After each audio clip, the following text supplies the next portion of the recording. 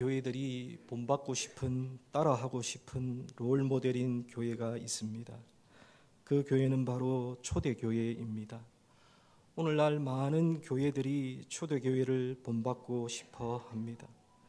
그래서 어떤 교회는 초대교회로 돌아가자, 초대교회와 같이라는 이러한 문구를 내걸고 초대교회를 쫓아가기를 정말로 좋아하고 사랑합니다.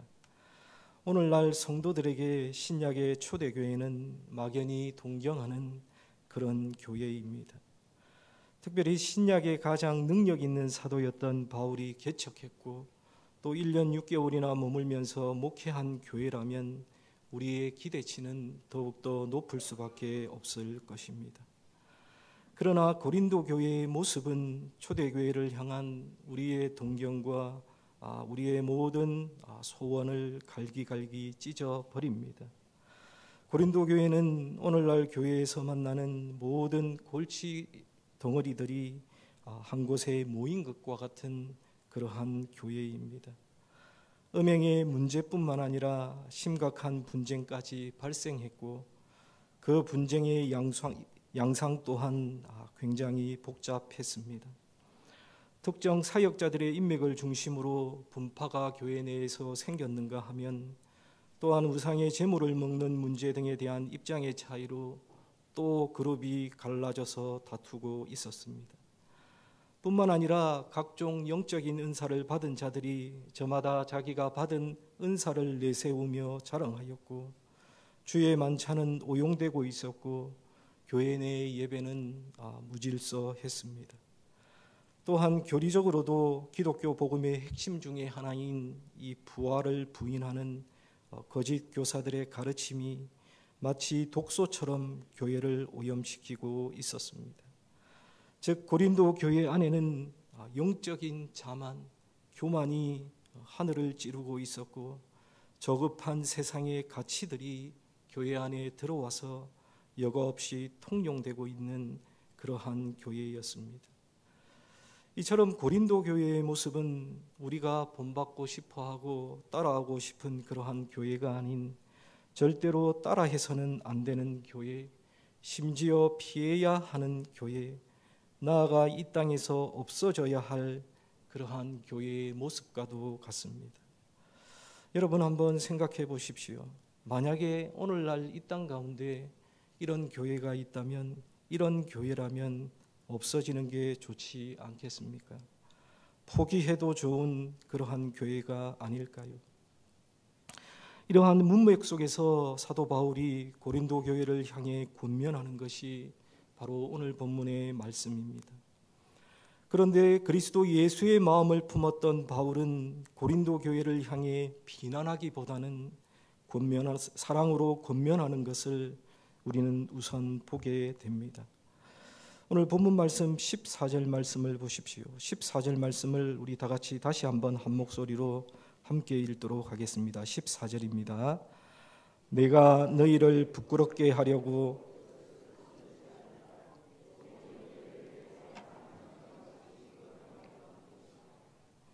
14절에 보시면 바울은 다음과 같이 말하죠. 내가 너희를 부끄럽게 하려고 이것을 쓰는 것이 아니라 오직 너희를 내 사랑하는 자녀같이 권하려고 하는 것이라 라고 말씀하고 있습니다. 여기서 바울은 고린도 교회를 향해서 책망의 말을 하면서도 그 말의 의도가 부끄럽게 하려고 하는 것이 아니라 사랑하는 자녀처럼 권면하기 위한 것임을 강조하고 있습니다. 특별히 여기서 우리가 눈여겨보아야 하는 구절은 부끄럽게 하려고 이것을 쓰는 것이 아니다라는 그러한 구절입니다. 이 구절을 요즘 말로 바꾸면 다음과 같은 말이겠죠. 내가 너희들 창피 주려고 이런 말 하는 것 아니다. 진짜 너희들을 생각해서 너희들을 사랑해서 하는 권면이다라는 그러한 말로 바꿀 수 있을 것입니다. 그리고 이어지는 15절에서는 이 바울은 교회를 향한 더 깊은 마음을 나누고 있습니다. 우리 15절 말씀도 우리 다 같이 한 목소리로 함께 읽도록 하겠습니다. 15절입니다. 그리스도 안에서 1만 스승이 있으되 아버지는 많지 아니하니 그리스도 예수 안에서 내가 복음으로써 너희를 낳았음이라. 아멘. 여기에 보면 바울은 이 교회 안에는 이 땅에는 스승은 많지만 아버지는 많지 않다라고 말하고 있습니다. 즉 말로 가르치는 그러한 사람은 많지만 진짜 마음으로 낳고 돌보는 사람은 드물다라는 그러한 것입니다. 그런데 15절에 스승은 많지만 아버지는 많지 않다라는 바울의 이 말이 지금 이 시대를 살아가는 우리에게는 참으로 많이 와닿는 그러한 말씀입니다. 여러분, 실제로 우리 주변을 한번 되돌아보시면 우리에게 지식을 전해줄 수 있는 많은 선생들이 있는 것을 우리는 보게 됩니다.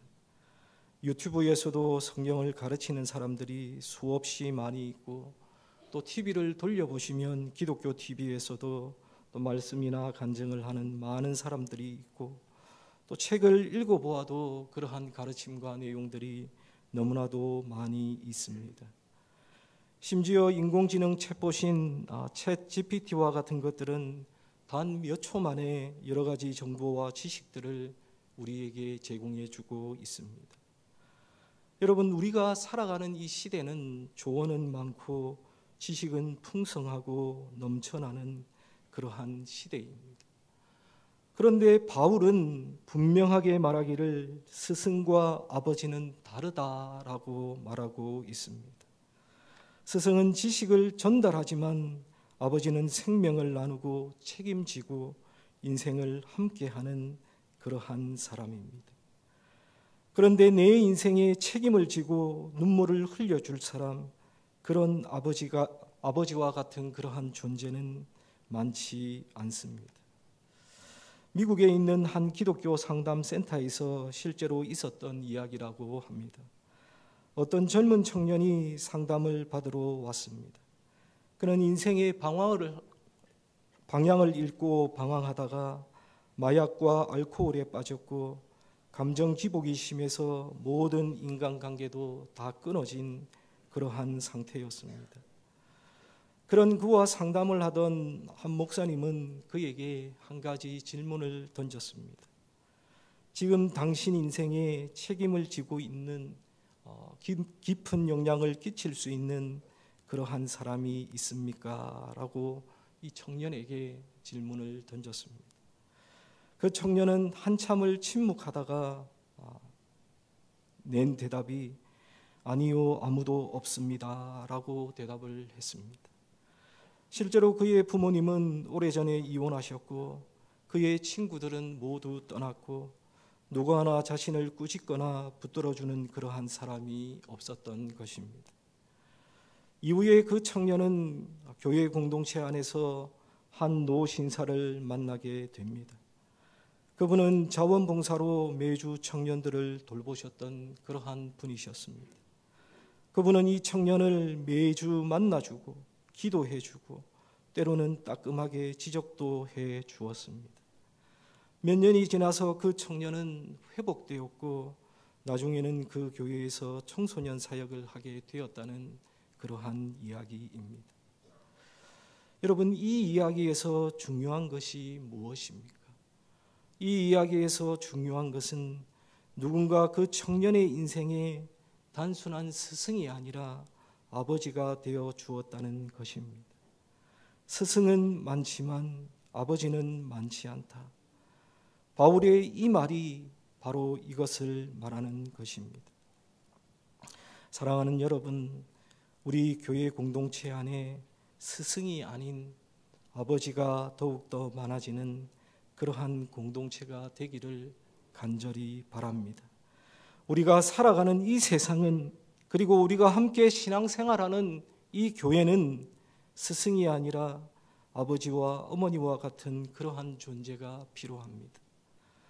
말만 잘 해주는 그러한 사람이 아니라 함께 울어주고 또 같이 기도해주는 그러한 사람이 이 사회에는, 우리 교회 공동체에는 필요한 것입니다. 그리고 나아가서 우리 자신도 결국에는 누군가에게 그런 존재가 되어야 합니다. 이것이 바로 진짜 지도자의 모습이고 그리스도인의 모습이라고 저는 확신합니다. 사랑하는 여러분, 우리 산문교회 안에는 지식을 전달하는, 지식을 나누는 스승보다 사랑을 나누고 하나님의 진리를 몸으로 나누는, 삶으로 나누는 아버지가 더욱더 많은 산문교회가 다 되시기를, 하나님의 백성들이 다 되시기를 주님의 이름으로 간절히 축원합니다. 이어서 사도 바울은 교회의 영적인 아버지로서 아버지의 마음으로 고린도 교회를 향해서 두 가지 권면을 하고 있습니다. 그 첫 번째 권면은 너희는 나를 본받는 자가 되라라고 권하고 있습니다. 여러분 16절 말씀, 우리 16절 말씀 짧지만 또 한번 읽어보도록 하겠습니다. 16절입니다. 그러므로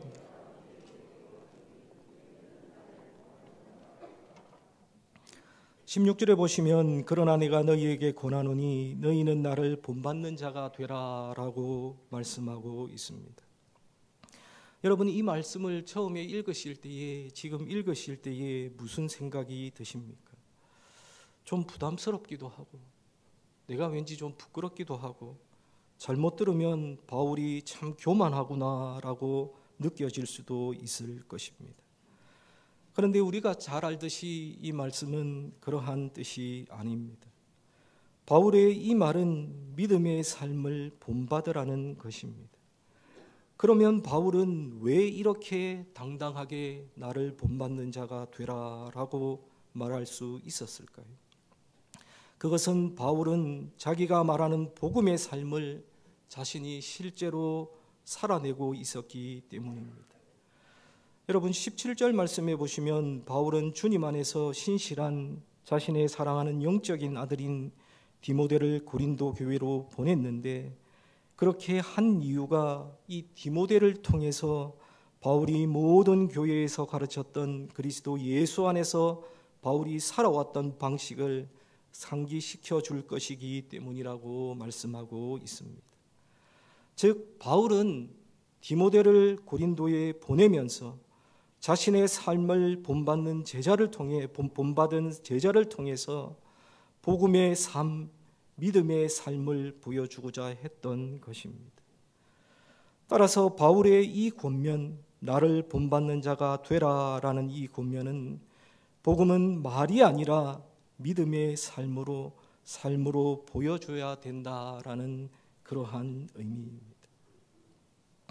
여러분 복음이라고 하는 것, 우리의 믿음이라고 하는 것은요, 그냥 말로 전해지는 것이 아니라 우리의 삶으로 보여줄 때에 그것이 진짜 능력이 되는 것입니다. 그래서 어떤 의미에서 복음은 전달하는 것이 아니라 전념되어야 한다라고 말하기도 합니다. 우리의 삶을 통해서 세상으로 흘러 들어가야 한다라는 그러한 의미입니다. 여러분은 허드슨 테일러라고 하는 그러한 사람을 잘 아실 것입니다.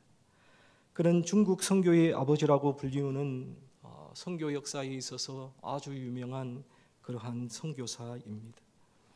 그가 복음을 전하러 중국에 갔을 때에 많은 사람들이 그가 전하는 말보다는 그의 삶을 보고 감동을 받았다고 합니다.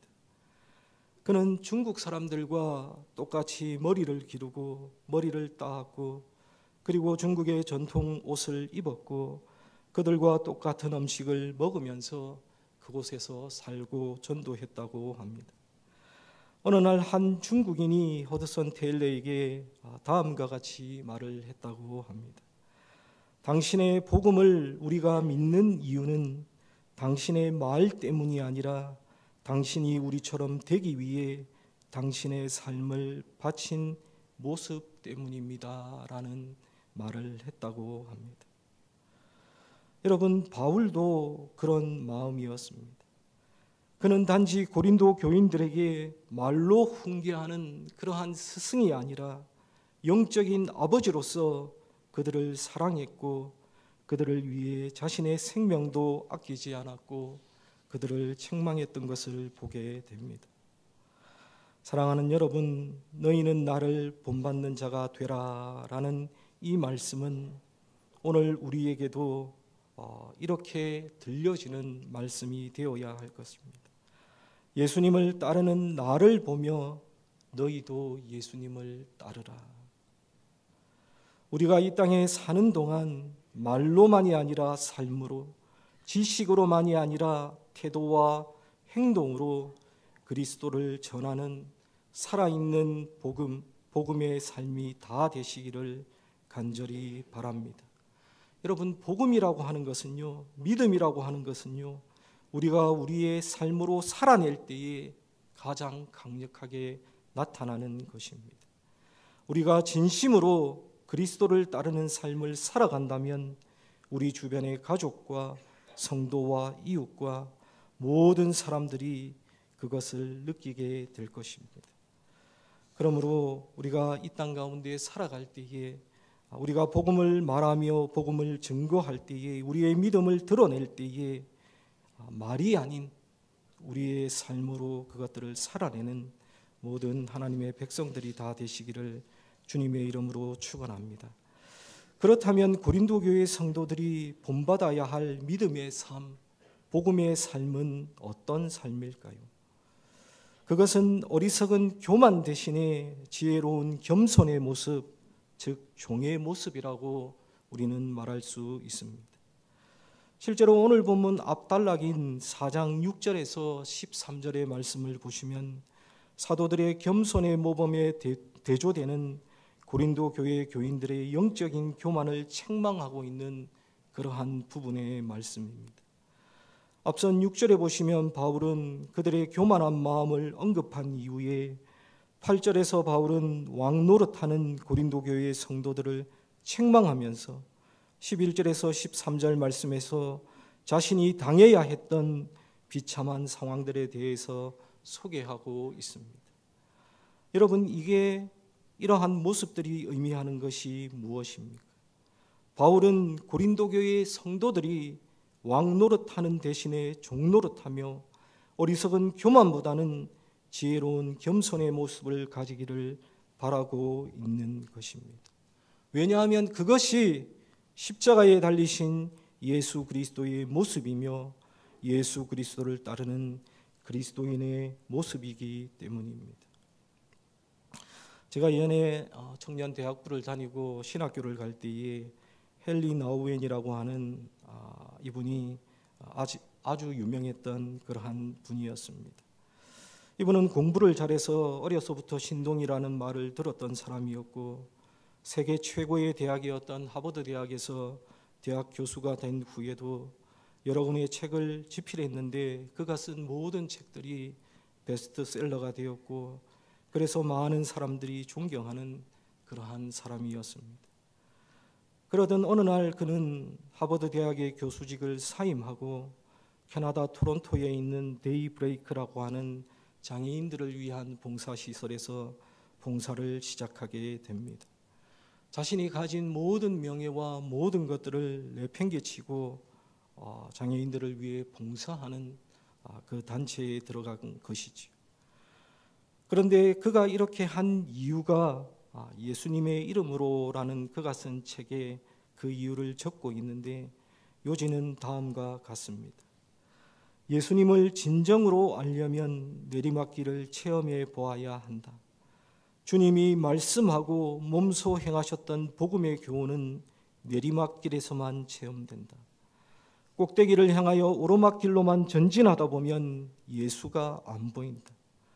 예수를 만나기 위해서 우리는 높은 곳으로 갈 필요가 없다. 왜냐하면 예수는 가장 낮은 곳에서 우리와 함께 계시기 때문이다 라고 이 책에서 밝히고 있습니다.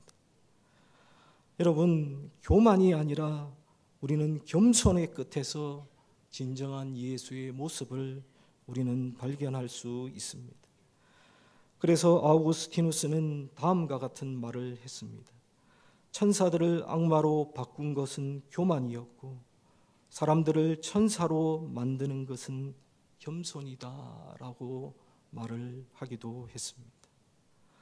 사랑하는 여러분, 복음은 말이 아니라 삶으로 보여주는 것이며 우리가 보여주어야 할 삶은 교만이 아니라 겸손의 삶, 겸손의 모습이라는 사실을 여러분 기억하시고 늘 삶으로 복음을 전하시고 겸손으로 종의 모습을 보여줌으로써 복음을 전하시는 믿음의 삶을 살아가시는 하나님의 백성들이 다 되시기를 간절히 바랍니다.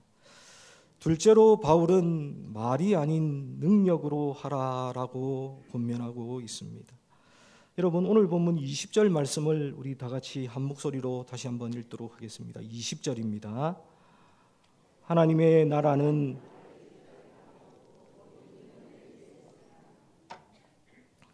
여기 20절에 보시면 바울은 하나님의 나라는 말에 있지 않고 오직 능력에 있다라고 말씀하고 있습니다. 먼저 바울은 말만으로는 하나님의 나라를 드러낼 수 없다라고 말하고 있습니다. 당시에 고린도 교회 안에는 말로 자신을 높이고 교리를 논쟁적으로 펼치는 이들이 교회 안에 있었습니다. 그리고 그들은 그럴듯한 말솜씨로 자신이 영적인 권위를 가진 자인 것처럼 행세했지만 그들의 삶에는 하나님의 실제적인 통치와 임재의 증거가 그들에게는 전혀 없었습니다. 바울은 그러한 빈말, 거칠의 신앙을 지금 경고하고 있는 것입니다. 그리고 이어서 바울은 하나님의 나라는 단지 이론이나 말로 전달되는 것이 아니라 실제적인 능력으로만 나타난다라고 말하고 있습니다.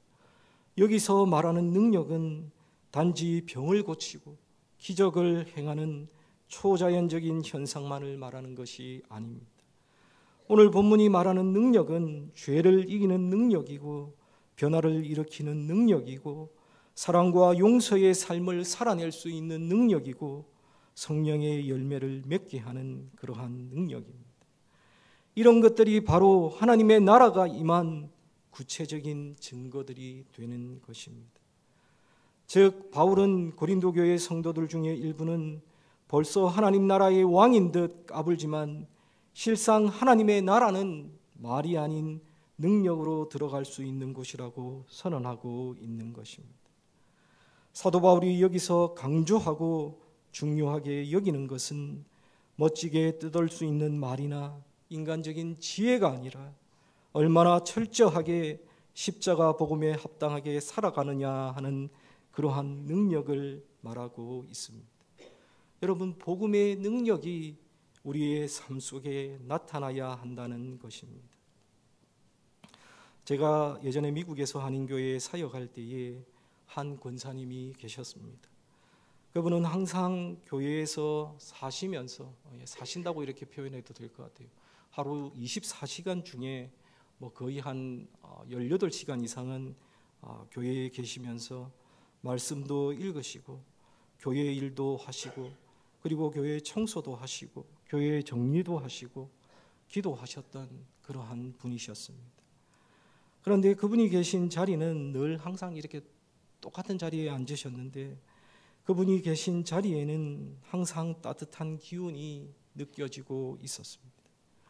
왜일까 생각해 보았더니 이 권사님은 매일 새벽마다 그리고 매일 시간이 날 때마다 교회에 계속 계시니까 시간이 날 때마다 교육자들과 또 성도들의 이름을 부르며 기도하셨기 때문이었습니다.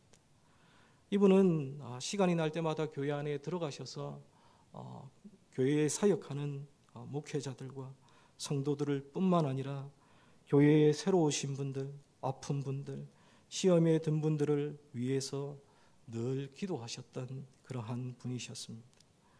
그런데 그분이 돌아가신 후에 담임 목사님께서 설교 시간에 자주 이런 말씀을 하셨던 것이 기억이 납니다. 그 권사님이 계실 때에 우리 교회가 기도로 지켜졌던 것 같습니다 라는 그러한 말들을 자주 했던 것을 제가 기억하고 있습니다. 사랑하는 여러분, 이것이 바로 능력입니다. 사랑하는 여러분, 오늘날 교회도 여전히 말이 넘치는 교회 안에도 여전히 말이 넘치는 그러한 시대입니다. 그리고 많은 말들이 교회 안에 넘쳐나고 있습니다. 설교와 강의와 책과 영상 등 다양한 매체들을 통해 수많은 말들이 우리의 귀 속으로 쏟아지고 있습니다. 하지만 진정한 변화는 능력, 곧 성령의 역사하심이 없이는 여러분 일어나지 않습니다. 그래서 바울은 고린도 교회를 향해서 다음과 같이 묻고 있습니다. 이 20절의 말씀을 다르게 생각해 보면 다음과 같은 말씀입니다. 너희 안에 하나님의 능력이 있는가? 여러분의 신앙은 말뿐인 신앙인가? 실제로 삶을 바꾸는 하나님 나라의 능력이 너희들 안에는 있는가라고 이렇게 묻고 있습니다. 사랑하는 여러분, 말씀을 많이 들어도 용서하지 못한다면, 기도를 아무리 많이 해도 여전히 누군가를 미워하고 있다면, 신앙생활을 아무리 오래 했어도 여러분들의 삶에 변화가 없다면 그건 말은 있지만 능력이 없는 그러한 믿음이고 그러한 신앙입니다. 사랑하는 여러분, 우리는 이제 젊은 시절을 지나서 신앙의 길을 오랜 그 세월 동안 걸어온 그러한 사람들입니다. 여러분 다 그렇지 않습니까? 물론 신앙의 길을 이제 막 시작하신 그러한 분들도 있지만 여기에 계신 대부분의 분들은 신앙의 젊은 시절을 지나서 이제는 신앙의 길을 오랜 세월 걸어왔던 그러한 분들입니다. 이제는 말로 증명할 것이 아니라 이제는 삶으로 증명할 때입니다. 우리의 자녀들이 우리의 믿음을 통해 하나님의 능력을 보게 해야 합니다. 우리의 이웃들이 우리의 사랑을 통해 하나님 나라의 실제를 느끼게 해야 합니다. 우리가 말보다 먼저 실천함으로써 우리의 삶으로 살아냄으로써 하나님의 나라의 능력이 이 땅에 드러나게 해야 합니다. 사랑하는 여러분, 오늘도 우리 모두는, 여기에 앉아있는 우리 모두는 그 능력을 사모합시다. 그리고 그 능력을 구합시다. 그리고 그 능력으로 살아갑시다. 말뿐인 신앙이 아니라 능력으로 증거하는 저와 여러분들의 삶이 다 되기를 주님의 이름으로 축복합니다. 그 능력이 우리 안에 머물며 나아가 우리 가정과 우리 교회와 우리의 이웃과 세상으로 온전히 흘러 들어가기를 주님의 이름으로 간절히 축원합니다. 여러분, 우리의 말보다 더 큰 설교는요, 우리의 말보다 더 큰 전도는 우리의 삶 전체입니다. 오늘 이 시간부터는, 이 시간 이후로는 복음을 말하는 사람에서 복음을 살아내는 그러한 사람들이 다 되시기를 주님의 이름으로 간절히 소원하고 축복합니다. 우리 다 함께 기도하겠습니다. 참 좋으신 아버지 하나님, 하나님의 사랑과 은혜를 감사합니다.